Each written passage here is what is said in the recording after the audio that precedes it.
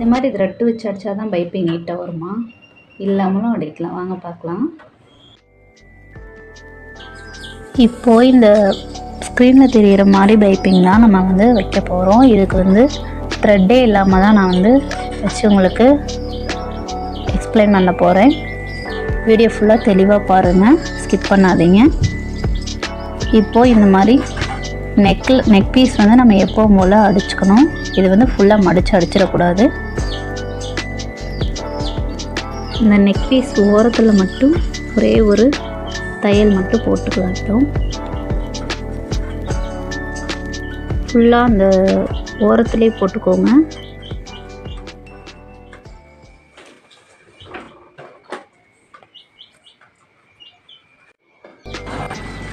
இப்போ போட்டு முடிச்சாச்சு. அடுத்து கிராஸ் பீஸ் வந்து 1 இன்ச் அளவுக்கு அப்படியே நான் எடுத்துக்கிறேன்.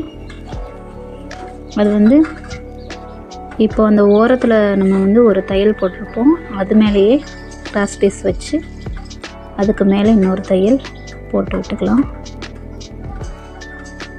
இப்போ போட்டு முடித்த பிறகு அந்த நெக் பீஸ் வந்து ஆல்ரெடி ஓப்பனில் இருக்கும்.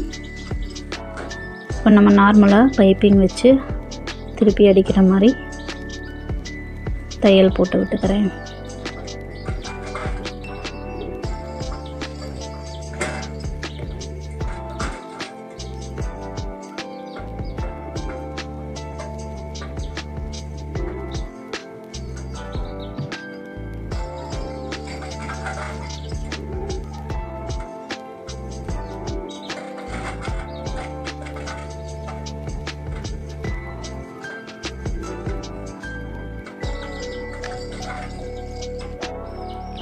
தையல் வந்து அந்த பைப்பிங் துணி மேலே படாத மாதிரி பார்த்துக்கோங்க.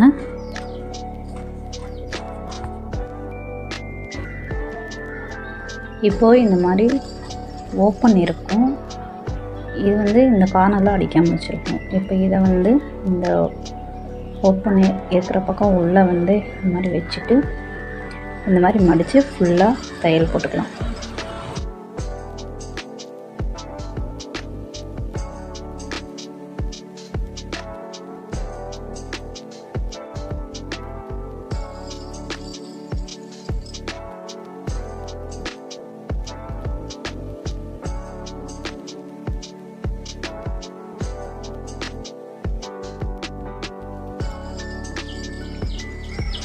அவ்வளோதான்.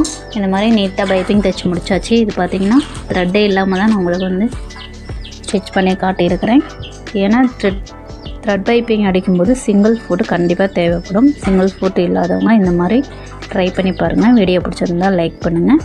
தேங்க்ஸ் ஃபார் வாட்சிங்.